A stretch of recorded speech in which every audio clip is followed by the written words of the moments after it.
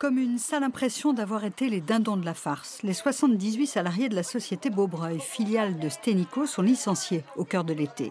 Au printemps, elles avaient manifesté contre le projet de reprise de leur entreprise par la société Yvou.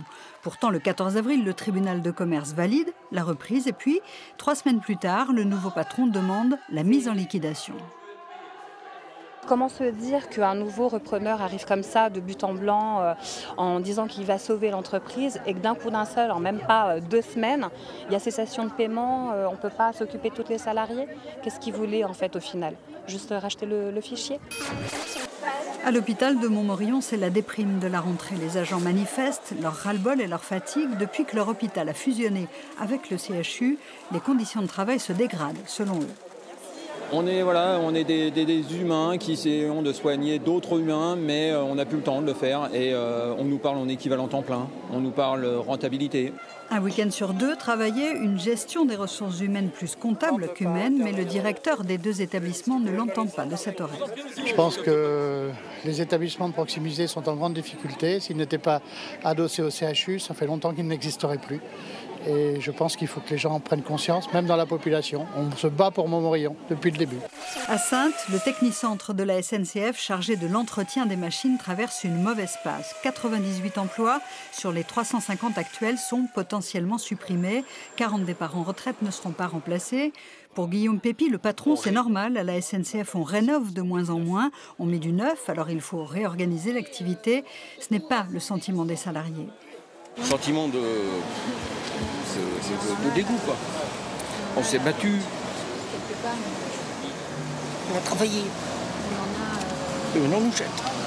C'est un site qui était normalement, on le pensait indestructible, mais on s'aperçoit que rien ne l'est. Les gardiens de la centrale de Saint-Martin-de-Ré en ont assez de gérer les bagarres ou de prendre des coups. Plusieurs d'entre eux se sont fait agresser. Un a même reçu un coup de couteau dans la gorge au mois d'août. Manque de moyens, population carcérale pas toujours à sa place en prison centrale, mais les réponses tardent à venir. Eux ont fait souvent le trajet entre la Souterraine et Poitiers. Les salariés de GMS ont appris du tribunal de commerce de Poitiers la décision de reprise de leur usine. Mais une reprise qui fait mal, 120 emplois seront supprimés sur 277. Des rassemblements pour rien, les manifestations de la rentrée contre la réforme du droit du travail ont parfois bien mobilisé, parfois un peu moins. Les retraités, les fonctionnaires, les salariés du privé aussi ont dénoncé les nouvelles règles. Plus de flexibilité, des licenciements plus faciles, le gel du point d'indice des fonctionnaires. Beaucoup de griefs contre une réforme qui risque, selon les manifestants, de fragiliser un peu plus ceux qui sont déjà fragiles. C'est assez extraordinaire qu'on défile le jour où le maire annonce la diminution de l'impôt sur la grande fortune. Je crois que là, tout est dit aujourd'hui. Les fainéants dans la rue, la diminution de l'impôt sur la grande fortune. Le gouvernement, on voit de quel côté il se trouve.